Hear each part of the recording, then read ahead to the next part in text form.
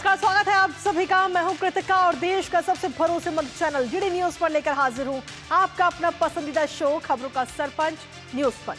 और इस कार्यक्रम के जरिए हम आप तक हर रोज पहुंचाते हैं वो तमाम खबरें जिन पर रहती है हम सभी की नजर। और न्यूज पंच में सिर्फ खबर नहीं होती बल्कि होती है खबरों की पूरी पड़ताल। तथ्यों और आंकड़ों के जरिए आपको समझाते हैं खबर से जुड़ा हर एक बिंदु। साथ ही ग्राउंड जीरो पर मौजूद अपनी टीम से जानते हैं एक एक अपडेट। होती है हर खबर पर हमारी पहली नजर। और आज न्यूज पंच के जरिए जिन 3 प्रमुख खबरों पर रहेगी हमारी नजर, सबसे पहले करते हैं उन 3 प्रमुख खबरों का रुख। जी हां, पहली और प्रमुख खबर है विदेश में नौकरी, कहीं झांसा तो नहीं। जी हां, अगर आपको विदेश से कोई ऑफर मिल रहा है नौकरी का तो ये ध्यान रखिएगा कि वाकई ये नौकरी है या फिर झांसा दिया जा रहा है, आपको फंसाया जा रहा है। आखिर क्या है पूरी खबर, क्योंकि म्यांमार से कई सारे लोगों को इस वक्त भारत लाया जा रहा है। आखिर क्या है पूरी कहानी, क्या है पूरी वजह, बताएंगे विस्तार से आपको। लेकिन साथ ही जो दूसरी प्रमुख खबर है वो है यूनिवर्सिटी से जुड़ी हुई। जी हाँ, पश्चिम बंगाल में जहां यूनिवर्सिटी में एक बार फिर से देश विरोधी नारे लगे हैं और नारे लगने के बाद में कहीं ना कहीं माहौल इस वक्त बिगड़ता हुआ नजर आ रहा है। वो खबर बताएंगे आपको विस्तार से। लेकिन साथ ही जो तीसरी प्रमुख खबर है वो है अंतर्राष्ट्रीय जगत से जुड़ी हुई। जी हाँ, जहां एक तरफ ट्रंप एक के बाद एक टैरिफ लगा रहे हैं और अब कहीं ना कहीं ये जो टैरिफ कार्ड है वो अब उल्टा ही पड़ता हुआ नजर आ रहा है, क्योंकि इसका सीधा सीधा असर जो है वो हो रहा है अमेरिकी अर्थव्यवस्था पर, अमेरिकी शेयर बाजार पर। कैसे पड़ रहा है ये असर, बताएंगे विस्तार से आपको। तो चलिए शुरुआत करते हैं इस खास बुलेटिन की। पहले रुक करेंगे न्यूज पंच में पहली और प्रमुख खबर का, जहां आपको बता दें कि साइबर फ्रॉड के जरिए हो रही ठगी पर पहली बार भारत सरकार ने बड़ी कार्रवाई की। म्यांमार में ऑर्गेनाइज तरीके से चल रहे इस फ्रॉड के कारोबार पर लंबे समय से सीबीआई नजर रखे हुए थी और दक्षिण एशिया की लोकेशन पर भारतीय लोग जो हैं वहां पर लगातार चिन्हित किया जा रहा था। और ऐसे 540 लोगों को म्यांमार से अब भारत लाया जाएगा, जिनमें से 283 नागरिकों का पहला बैच जल्द भारत भी पहुंचने वाला है। साथ ही आपको यह भी बता दें कि ये सभी लोग म्यांमार के म्यावाडी क्षेत्र में संचालित डिजिटल अरेस्ट के अड्डों पर काम कर रहे थे और इन लोगों को नौकरी के नाम पर झांसा देकर ठगी करवाई जा रही थी। अब इसमें डिजिटल अरेस्ट और बैंक फ्रॉड जैसे तमाम चीजें इसमें शामिल हैं। अब कैसे इन लोगों को फंसाया जाता है और फिर साइबर क्राइम करने के लिए मजबूर किया जाता है, बताएंगे आपको विस्तार से। लेकिन उससे पहले एक नजर खबर से जुड़े हुए कुछ अहम बिंदुओं पर। तो म्यांमार में फंसे भारतीय नागरिकों की जल्द ही वापसी की जाएगी। साइबर फ्रॉड के जरिए वहां पर ठगी लगातार करवाई जा रही थी। इन तमाम लोगों से नौकरी लगने का इनको झांसा दिया गया था, लेकिन जब ये लोग वहां पर पहुंचते हैं ज्वाइनिंग के लिए तो किस तरीके से नौकरी के नाम पर इनको झांसा दिया गया वो इनको समझ में आता है। भारत सरकार ने ये बड़ी कार्रवाई की है। कुल मिलाकर हम देखें तो 540 भारतीय नागरिक जो इस वक्त वहां पर फंसे हुए हैं और ये 540 भारतीय नागरिक 21 राज्यों से आते हैं। तो इन 540 भारतीय नागरिकों को वापस लाने की कवायद इस वक्त चल रही है, जिसमें से ज्यादातर अगर हम देखें तो 21 राज्यों में यूपी, गुजरात और महाराष्ट्र के लोग सबसे ज्यादा इसमें शामिल हैं। और किस तरीके से ये ठगी करवाते थे वो भी आपको बताएंगे। फिलहाल अभी पहले बैच में 283 लोगों की वतन वापसी आज हो रही है। सीधे तौर पर हम देखें तो भारतीय वायुसेना का जो विमान है उस विमान के जरिए इन सभी को वतन वापसी कराई जा रही है, स्वदेश लाया जा रहा है। और जब ये सभी लोग भारत आ जाएंगे तो भारत आने के बाद में उनसे पूछताछ भी की जाएगी कि वहां पर किस तरीके से ये पूरा गिरोह चलता है, सिंडिकेट चलता है और तमाम चीजों को लेकर ये पूछताछ होगी। इसके साथ ही सीबीआई, एनआईए और जो संबंधित राज्यों की जो पुलिस है वो इन सभी लोगों से पूछताछ करेगी और ये पूछताछ पूरी होने के बाद ही इनको घर जाने की अनुमति दी जाएगी। कुल मिलाकर इनसे जानकारी ली जाएगी कि आखिर किस तरीके से ये सिंडिकेट चलता है पूरा।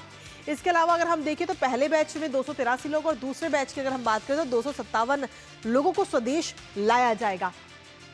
और जुलाई 2024 से लेकर अभी तक अगर हम देखें तो 101 भारतीयों को भारत लाया जा चुका है, भारतीय नागरिक जो वहां फंसे हुए थे। तो साइबर फ्रॉड के जरिए ठगी लगातार की जा रही थी और ऐसे में जब ये पूरा मामला सामने आया तो विदेश मंत्रालय की तरफ से भी जानकारी दी गई और कहा गया कि म्यांमार और थाईलैंड के जो स्थानीय अधिकारी हैं, वहां पर जो भारतीय दूतावास के स्थानीय अधिकारी हैं उनके साथ समन्वय बिठाया गया है, बातचीत की गई है। भारतीय नागरिकों को नौकरियों की फर्जी पेशकश वहां पर की जा रही थी और उसको लेकर के ये बातचीत हुई है, समन्वय बैठा है। म्यांमार सहित दक्षिण पूर्व एशियाई देशों में इन भारतीय नागरिकों को ले जाया जाता था वहां पर और फिर वहां पर इनसे ठगी कराई जाती थी बाकी लोगों से। नागरिकों की स्वदेश वापसी के लिए लगातार निरंतर प्रयास सरकार की तरफ से भी किए जा रहे हैं। साइबर अपराध जैसी गतिविधियों में शामिल होने के लिए इन सभी लोगों को मजबूर वहां पर किया जाता था। तो फिलहाल अब ये समन्वय होने के बाद में बहुत जल्द 540 जो भारतीय नागरिक वहां फंसे हुए थे उनकी वतन वापसी होगी। हालांकि पहला बैच जो है वो बहुत जल्द भारत पहुंच जाएगा। इसके साथ ही अब आपको बता दें कि वहां से जो लौटकर लोग आए हैं अभी तक, क्योंकि 101 जुलाई 2024 से लेकर अभी तक 101 लोगों को लाया गया, उनकी तरफ से क्या कुछ कहा जा रहा है।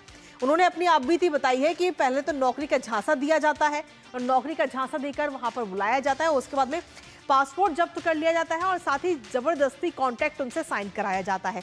जो बड़े बड़े शॉपिंग कॉम्प्लेक्स है, बड़े बड़े मॉल हैं, वहां पर इस तरीके के कॉल सेंटर चलाए जाते हैं और इन कॉल सेंटर्स में हर देश के लिए अलग फ्लोर प्रोवाइड किया जाता है। हर देश में अलग अलग सिंडिकेट चल रहे हैं। इसके साथ ही हर फ्लोर पर अलग प्रदेश के लिए अलग ब्लॉक वहां पर बनाए गए, यानी कि अगर भारत का कोई फ्लोर है तो वहां पर उत्तर प्रदेश के लिए, गुजरात के लिए, महाराष्ट्र के लिए अलग अलग ब्लॉक्स भी बनाए गए।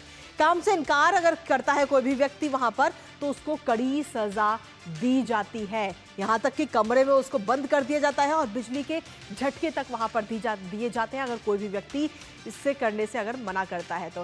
हालांकि अब जब इन लोगों को झांसा देकर के नौकरी का झांसा दिया जाता है और वहां पर बुलाया जाता है, उसके बाद में किस तरीके से पूरा सिंडिकेट चलाया जाता है, जो कि साइबर क्राइम हम लगातार बात भी करते हैं अपराध को लेकर, वो किस तरह से चलता है वो भी आपको बताते हैं। सबसे पहले तो सोशल मीडिया के जरिए फोटोज को इकट्ठा करके एक नकली प्रोफाइल बनाई जाती है। पहले 2 दिन लोगों से बात करके उनका भरोसा जीता जाता है और तीसरे दिन से निवेश करने के लिए उन लोगों को राजी किया जाता है कि आप निवेश कीजिए, मेरा फायदा हुआ है, आपका भी फायदा होगा। इस तरीके की बातें उन लोगों की तरफ से की जाती हैं। साथ ही फ्रॉड करने के लिए कंप्यूटर और आईफोन तक प्रोवाइड कराए जाते हैं इन लोगों को वहां जब ये लोग पहुंचते हैं। और सभी लोगों को अलग अलग कोड नेम भी दिया जाता है, यानी कि अगर कोई व्यक्ति उत्तर प्रदेश का है तो उसको अलग नाम दिया जाएगा, अगर कोई व्यक्ति गुजरात का है तो उसका अलग नाम। सोशल मीडिया से तस्वीरें लेकर के फर्जी प्रोफाइल ये बनाई जाती थी। तो कुल मिलाकर ये बड़ा सिंडिकेट है जो इस वक्त लगातार चल रहा है। हालांकि इस पूरे सिंडिकेट में फंसे हुए 540 भारतीय नागरिक, उनको जल्द ही वतन वापसी कराई जा रही है। हमारे साथ हमारे सहयोगी अखिलेश इस वक्त जुड़ रहे हैं, सीधा उन्हीं का रुख करेंगे। अखिलेश, फिलहाल अगर हम देखें तो 283 लोगों का जो पहला बैच है वो इस वक्त बहुत जल्द कहीं ना कहीं भारत पहुंच जाएगा, लेकिन कुल मिलाकर अगर हम देखें तो विदेश मंत्रालय की तरफ से भी लगातार ये कहा गया है कि अगर आपको विदेश से कोई ऑफर आ रहा है नौकरी को लेकर तो थोड़ा सा ध्यान दीजिए उस चीज़ पे और इस तरीके के झांसे में ना फंसे। लेकिन उसके बावजूद भी कई सारे भारतीय वहां पर फंस गए, हालांकि उनको अब लाया जा रहा है। देखिए, निश्चित तौर पे विदेश मंत्रालय लगातार ये प्रयास कर रही है कि भारत के जो नौजवान हैं वो बड़ी संख्या में बाहर जाकर काम करना चाहते हैं जी। और इसके लिए भारत सरकार ने मोबिलिटी एग्रीमेंट किया है, माइग्रेशन एंड मोबिलिटी एग्रीमेंट कई देशों के साथ कर रही है और आगे भी कई देशों के साथ करने वाली है।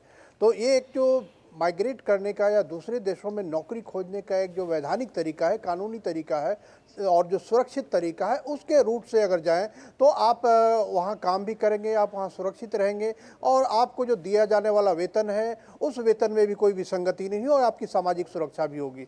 लेकिन बहुत सारे ऐसे नौजवान हैं जो इस तरह के कह सकते हैं कि प्रलोभनों का शिकार हो जाते हैं कि उन्हें कोई प्रलोभन देता है कि आप आइए यहाँ, आपके लिए बहुत अच्छी नौकरी है, आपको आने जाने का भी किराया दिया जाएगा, आप लोगों को रहने की व्यवस्था की जाएगी, लेकिन वो वेरीफाइड नहीं होती है, उसको एम्बेसी द्वारा वेरीफाई करने की कोशिश कोई नहीं करता है। लगता यह है कि अगर ये बात किसी और को पता चल जाएगी तो हो सकता है उसमें व्यवधान पैदा कर दे, इसलिए सीधे जाओ वहाँ नौकरी प्राप्त करो और फिर पैसे कमाओ। तो यह जो एक इस तरह का व्यापार बढ़ा है, अवैध व्यापार बढ़ा है और खास करके दक्षिण पूर्व एशिया के जो देश हैं उन देशों में काफ़ी बड़े पैमाने पे हुआ है। संयुक्त राष्ट्र की एक रिपोर्ट है कि तकरीबन 1,20,000 लोग म्यांमार में फंसे हुए हैं जो कि दुनिया के कई देशों से गए हैं वहाँ, इसी तरह से प्रलोभन देकर उन्हें गैरकानूनी तरीके से बुलाया गया है और वो वहाँ फंसे हुए हैं। उसमें भारतीय भी हैं, पाकिस्तानी भी हैं, दक्षिण एशिया के कई देशों के लोग हैं और अफ्रीकी बड़ी संख्या में हैं। तो आप समझ सकती हैं कि कितना बड़ा एक जाल है और जो सूत्रों से जो खबर आ रही है इसमें कि जो थाईलैंड और म्यांमार के बॉर्डर पे इस तरह के जाल बने हुए हैं और वहाँ बड़ी बड़ी बिल्डिंगें, एक तरीके से कहे कि छोटा सा टाउनशिप बना दिया गया है और उस टाउनशिप में लोग रहते हैं और उनको वहाँ के बॉर्डर सुरक्षा कर्मियों द्वारा सुरक्षा दी जाती है या कि स्थानीय जो कई तरह के जो आपराधिक गिरोह है उनके द्वारा उन्हें सुरक्षा दी जाती है। फिलहाल अब अगर हम देखें अखिलेश, तो अब जो लोग वहां से वापस आएंगे उनसे पूछताछ भी की जाएगी। सीबीआई और बाकी जो एनआईए की टीम है वो उनसे पूछताछ करेगी और कोशिश की जाएगी ये जानने की कि आखिर ये पूरा सिंडिकेट और किस तरीके से चलाया जाता है, इस गिरोह में आखिर कौन कौन लोग शामिल है और कैसे ये लोग इस गिरोह के चपेट में आ गए, इस गिरोह में फंस गए। इन तमाम चीजों को लेकर अब पूछताछ भी होगी इन सभी से। निश्चित तौर पे क्योंकि देखिए, जब पिछले दिनों जो इलीगल माइग्रेशन के खिलाफ जब बातें चली तो उसमें जो कई लोग अमेरिका से जो लौट के आए उनके साथ भी यही प्रक्रिया अपनाई जा रही है, क्योंकि वो डंकी रूट जिसे कहते हैं काफ़ी लोकप्रिय तरीके से, कि वो डंकी अवैध तरीके से वहाँ जाके माइग्रेट किए हैं, लेकिन उनका एजेंट होता है जो उन्हें माइग्रेट कराने में सहयोग करता है और दरअसल उनके करोड़ों रुपए बर्बाद होते हैं और उसमें कई तरह की प्रताड़ना भी उनको झेलनी पड़ती है। बिल्कुल। तो उसी तरह से यह भी जो एक बड़ा ग्रैंड लेवल पे, यह तो हम बिल्कुल हमारे नेबरहुड में, पड़ोस में है, और उस पड़ोस में इस तरह का, चाहे वो थाईलैंड हो, कंबोडिया हो, वियतनाम हो, म्यांमार हो, यहाँ एक सरकारी आंकड़ा है कि तकरीबन 30,000 लोग पिछले 2 साल में वहाँ गए हैं और टूरिस्ट वीजा लेके, और वहाँ से लौट कर अभी नहीं आए। तो म्यांमार में ही नहीं, कई देशों में ऐसे हैं, उनका भी पता लगाना जरूरी है। और कहीं वो देश के कोई एजेंट के थ्रू वो काम कर रहा है, कहीं विदेशी एजेंट किस तरीके से ऑपरेट कर रहे हैं, किस तरीके से साइबर स्पेस में उनका इंटरवेंशन है, कैसे वो प्रलोभन देते हैं, इन सारी चीजों की जानकारी होना बहुत जरूरी है, ताकि जो विदेश में हमारे नौजवान काम करने जाए तो सुरक्षित तरीके से जाए। बिल्कुल, बहुत ज्यादा जरूरी है कि अगर आपको विदेश से नौकरी का किसी भी प्रकार के अगर ऑफर दिया जा रहा है तो ये ऑफर कहां से आ रहा है, इसको लेकर जो व्यक्ति जाने वाला है उसको जरूर सारी जांच कर लेनी चाहिए। फिलहाल बहुत बहुत शुक्रिया अखिलेश, तमाम जानकारी हमारे साथ साझा करने के लिए। इसी के साथ अगली महत्वपूर्ण खबर का रुख करेंगे, जहां आपको बता दें कि पश्चिम बंगाल की जादवपुर यूनिवर्सिटी एक बार फिर से सुर्खियों में है। कारण है कैंपस के अंदर देश विरोधी नारे लिखाना। और यूनिवर्सिटी के कैंपस में दीवार पर आजाद कश्मीर और फ्री फिलिस्तीन की पेंटिंग बनाई गई। ये ग्रेफिटी तब बनाई गई जब 10 मार्च को एग्जाम चल रहा था। इस पेंटिंग में यह भी लिखा गया कि फासिस्ट ताकतों को खत्म किया जाना चाहिए, ये भी इसमें लिखा गया। हालांकि पेंटिंग बनाने में किस संगठन का हाथ है ये फिलहाल अभी नहीं पता, इसकी कोई जानकारी नहीं है, लेकिन इस घटना को लेकर के अब और ज्यादा विवाद शुरू हो चुका है। कोलकाता पुलिस ने वामपंथी छात्र संगठन प्रोग्रेसिव डेमोक्रेटिक स्टूडेंट्स फेडरेशन के समर्थकों के खिलाफ एफआईआर भी दर्ज कर ली है। साथ ही आपको यह भी बता दें कि जादवपुर यूनिवर्सिटी में लंबे समय से छात्र संघ चुनावों की मांग हो रही है और उसी को लेकर किए गए इस विरोध प्रदर्शन के दौरान इस घटना को भी अंजाम दिया गया। करेंगे बात अपने संवाददाता से, लेकिन उससे पहले खबर से जुड़े हुए कुछ अहम बिंदुओं पर डालते हैं नजर। तो कोलकाता की यूनिवर्सिटी में देश विरोधी ये नारे लगाए गए हैं, जहां एक बार फिर से कोलकाता की जादवपुर यूनिवर्सिटी सुर्खियों में, क्योंकि अगर हम देखें तो पहली बार ये कोई मौका नहीं है, इससे पहले भी इस तरीके के नारे लिखे गए हैं वहां पर। यूनिवर्सिटी की दीवारों पर देश विरोधी नारे वहां पर लिखे गए हैं। इसके साथ ही अगर हम देखें तो यूनिवर्सिटी का जो गेट नंबर 3 है उसके पास वाली दीवार पर ये तमाम जो नारे हैं, या यूं कहें कि पेंटिंग है, ग्रेफिटी जो बनाई गई है वो वहां पर बनी है। आजाद कश्मीर, आजाद मणिपुर जैसे भड़काऊ नारे दीवार पर लिखे गए हैं। हालांकि ये नारे किसने लिखे हैं इसको लेकर अभी तक जानकारी नहीं मिल पाई है, लेकिन फिलहाल पुलिस ने ये पूरा मामला दर्ज कर लिया है, एफआईआर की जा चुकी है और जांच अब इस पूरे मामले पर की जा रही है। सीसीटीवी फुटेज और अन्य सबूत के जरिए पुलिस लगातार जांच कर रही है। उन सबूतों को खंगाला जा रहा है कि आखिर किसने ये तमाम नारे लिखे हैं। और पुलिस सूत्रों की अगर हम बात करें तो पुलिस सूत्रों की तरफ से कहा जा रहा है कि अज्ञात आरोपियों के खिलाफ ये मामला दर्ज किया गया। हालांकि जांच अभी हो रही है। आईपीसी की धारा 61, 11 और 152 के तहत एफआईआर दर्ज की गई है। इसके साथ ही आपको बता दें कि ये कोई पहली बार नहीं है जब इस तरीके का मामला इस यूनिवर्सिटी के सामने आया हो। इससे पहले अगर हम देखें तो पहले यानी कि पिछले साल अक्टूबर में भी इस तरीके के देश विरोधी नारे वहां पर लगाए गए थे। यानी कि पहली बार ये यूनिवर्सिटी सुर्खियों में नहीं आई है, इससे पहले भी सुर्खियों में रही है ये यूनिवर्सिटी। कश्मीर को लेकर नारे इससे पहले अक्टूबर में लगाए जा चुके हैं और अब एक बार फिर से नारे लगे।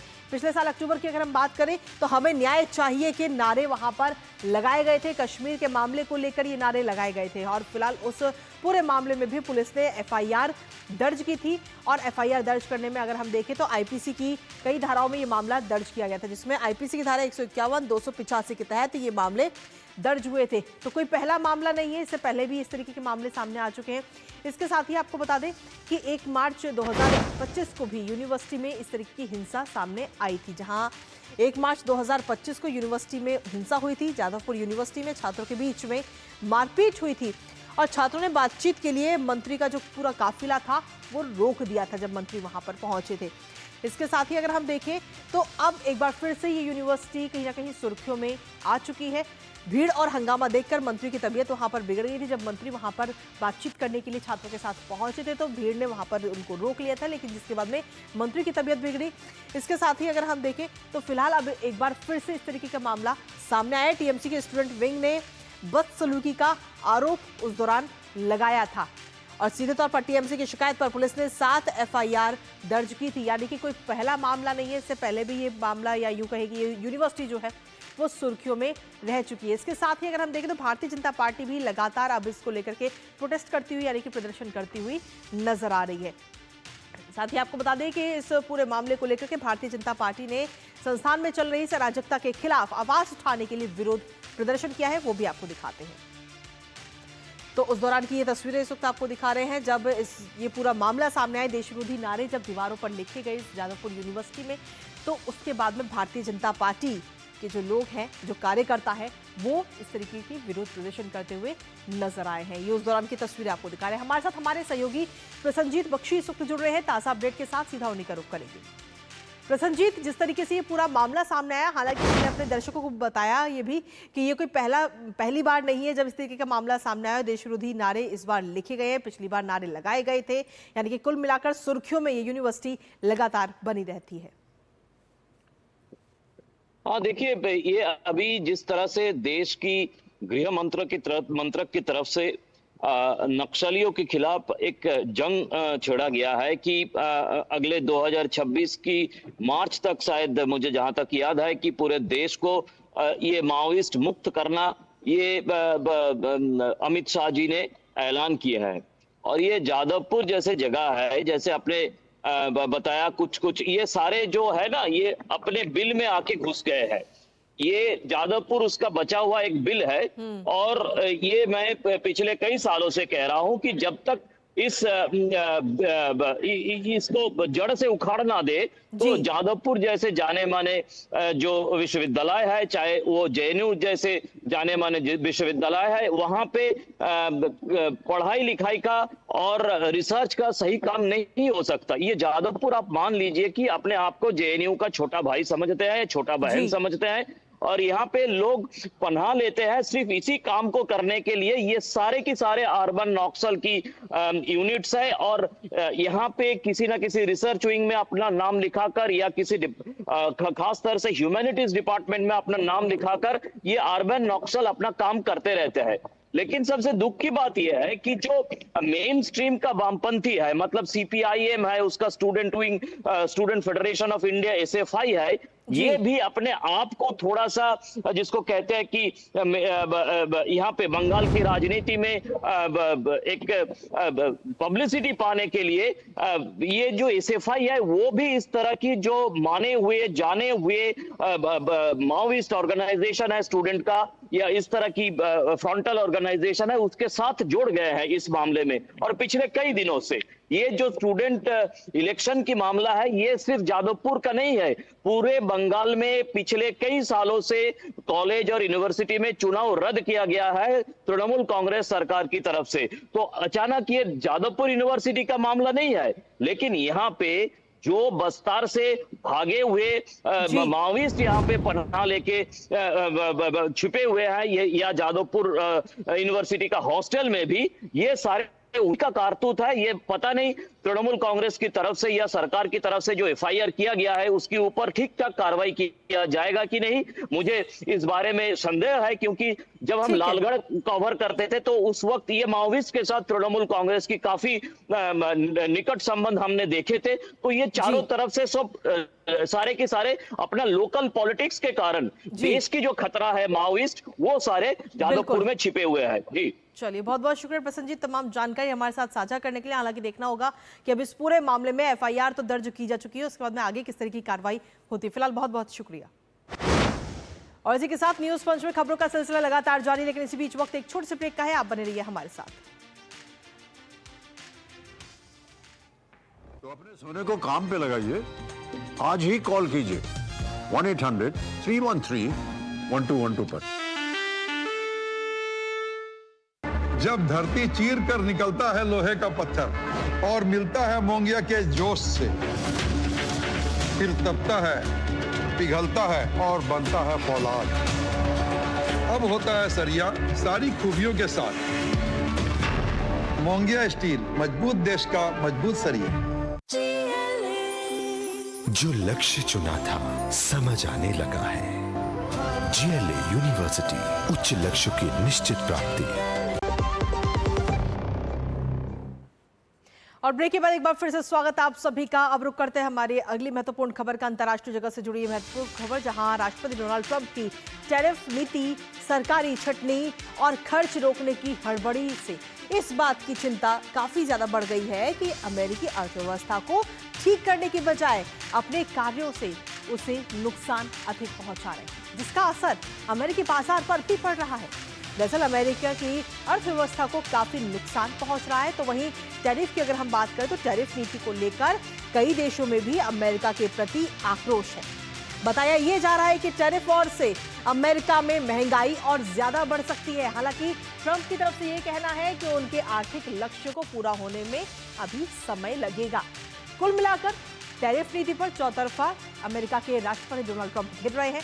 बताएंगे आपको ट्रंप के टैरिफ दाव का शेयर मार्केट पर क्या पड़ रहा है असर। साथ ही करेंगे अपने संवाददाता से चर्चा, लेकिन उससे पहले आपको बताते हैं कि बढ़ते टैरिफ का अमेरिकी अर्थव्यवस्था पर क्या है असर।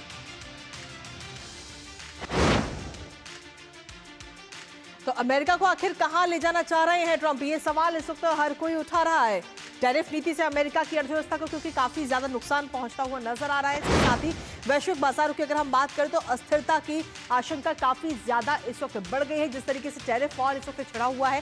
साथ ही आर्थिक नीति अनिश्चितता सूचकांक में 41% का उछाल इस वक्त देखने को मिला है। अंशकालिक कामगारों की संख्या की अगर हम बात करें तो 4.50 लाख के पार इस वक्त हो चुकी है, यानी कि कुल मिलाकर उसका असर सीधे तौर पर है।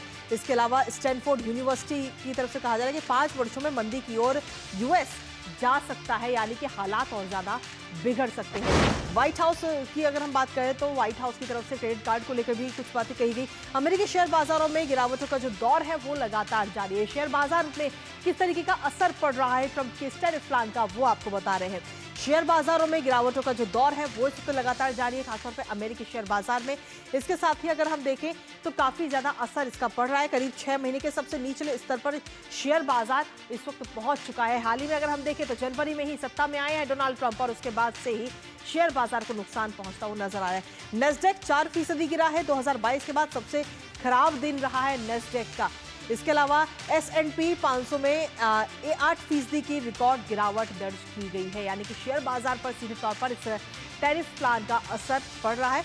पिछले महीने S&P को $4 ट्रिलियन का नुकसान हुआ था और ये नुकसान अभी आगे भी और हो सकता है। डाउ जोन्स भी नवंबर के बाद में सबसे निचले स्तर पर है, यानी कि शेयर बाजार किस तरीके से निचले स्तर पर जा रहा है इस वक्त अमेरिका में, वो आपको समझाने की कोशिश करें। ट्रंप की तरफ से कहा जा रहा है कि आर्थिक लक्ष्य को पूरा करने में थोड़ा सा समय लगेगा। इसके साथ ही अब कहीं ना कहीं ये माना जा रहा है कि जो टैरिफ का दाव है ये कहीं उल्टा तो नहीं पड़ रहा, क्योंकि कनाडा ने भी अमेरिका को सीधे तौर पर झटका दे दिया है। जब अमेरिका ने कनाडा के ऊपर टैरिफ लगाया तो उसके बाद में कनाडा ने भी सीधे तौर पर झटका दे दिया है और बिजली की कीमतों में 25% ज्यादा शुल्क वसूलने का ऐलान कनाडा की तरफ से किया गया है। तो सीधे तौर पर कहीं ना कहीं ये दाव जो है वो उल्टा पड़ता हुआ नजर आ रहा है और बिजली आपूर्ति बंद करने के भी संकेत कनाडा की तरफ से दे दिए गए हैं, यानी कि जो बिजली दी जाएगी उसमें 25% का अतिरिक्त शुल्क वसूला जाएगा और इसके साथ ही बिजली बंद भी की जा सकती है। क्यूबेक भी कहीं ना कहीं ऐसा कदम उठाया जा सकता है। फोर्ड की कनाडा से तेल पर निर्यात कर लगाने की भी अपील इस वक्त की गई है और ऐसे में सीधे तौर पर हम देखें तो अमेरिकी कृषि उत्पादों पर चीन इससे पहले ही टैरिफ लगा चुका है। करेंगे इसको लेकर चर्चा, हमारे साथ में हमारी सहयोगी जेसिका इस वक्त जुड़ रही है, सीधा करेंगे। जेसिका, क्या कुछ ताज़ा अपडेट है आपके पास में? जिस तरीके से हम देखें तो ये टैरिफ वॉर को लेकर जो टैरिफ लगाया जा रहा है बाकी अन्य देशों पर अमेरिका की तरफ से, उसका अब वो जो दाव है वो उल्टा ही पड़ता हुआ नजर आ रहा है और अमेरिकी शेयर बाजारों में गिरावट का जो दौर है वो लगातार जारी है। जी, जैसे कि आपने काफी अच्छे तरीके से बताया हमारे दर्शकों को कि किस तरीके से शेयर बाजार में गिरावट देखी जा रही है। अमेरिका स्टॉक मार्केट में आपने S&P 500 का भी जिक्र किया, जिसमें काफी सारे बड़े स्टॉक्स आते हैं जो एक एक मार्केट होती है जिसमें देखा गया है कि बड़े स्टॉक्स जैसे कि टेस्ला में गिरावट आई है 8%, इनविडिया के स्टॉक्स में 2% गिरावट आई है। तो ऐसे काफी सारे अहम स्टॉक्स हैं यूएस स्टॉक मार्केट के जिनमें गिरावट देखी गई है। अच्छा समय नहीं बताया जा रहा है यूएस स्टॉक मार्केट के लिए।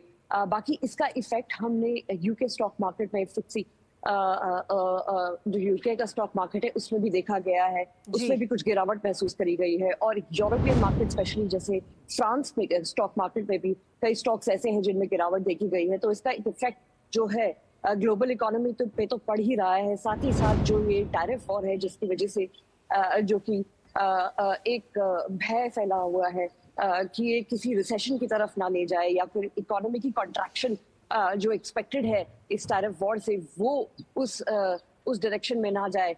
तो ऐसे में यूएस कॉमर्स सेक्रेटरी हावर्ड लुट्टिक ने भी कुछ रिपोर्ट्स के बारे में दर्शाया कि ऐसा अभी इतनी जल्दी नहीं देखा जाएगा क्योंकि अमेरिका एक बदलाव के दौर से गुजर रहा है, जैसे कि अमेरिकी राष्ट्रपति का भी कहना है। तो ऐसे में देखना होगा कि आगे यूएस स्टॉक मार्केट कैसे परफॉर्म करता है और इसका इफेक्ट ग्लोबल इकोनॉमी में कितना भारी रहेगा। बिल्कुल, चलिए इस पर आप अपनी नजर लगातार बनाए रखिएगा। जैसिका, फिलहाल बहुत बहुत शुक्रिया तमाम जानकारी हमारे साथ साझा करने के। तो कहीं ना कहीं जो ट्रंप की तरफ से जो टैरिफ वॉर इस वक्त छेड़ा गया, तमाम देशों पर जो टैरिफ लगाया गया, वो दाव अब उल्टा ही पड़ता हुआ नजर आ रहा है। और इसका सीधे तौर पर हम नुकसान देखें तो नुकसान हो रहा है अमेरिकी अर्थव्यवस्था को, अमेरिका को जो शेयर मार्केट है उस पर इसका सीधा असर पड़ता हुआ नजर आ रहा है। नजर इस पर लगातार बनी रहेगी, लेकिन इसी के साथ न्यूज पॉइंट से मुझे और हमारी पूरी टीम को दीजिए अनुमति। 2 बजे फिर होगी आपसे मुलाकात कुछ और महत्वपूर्ण खबरों के साथ। तब तक के लिए नमस्कार।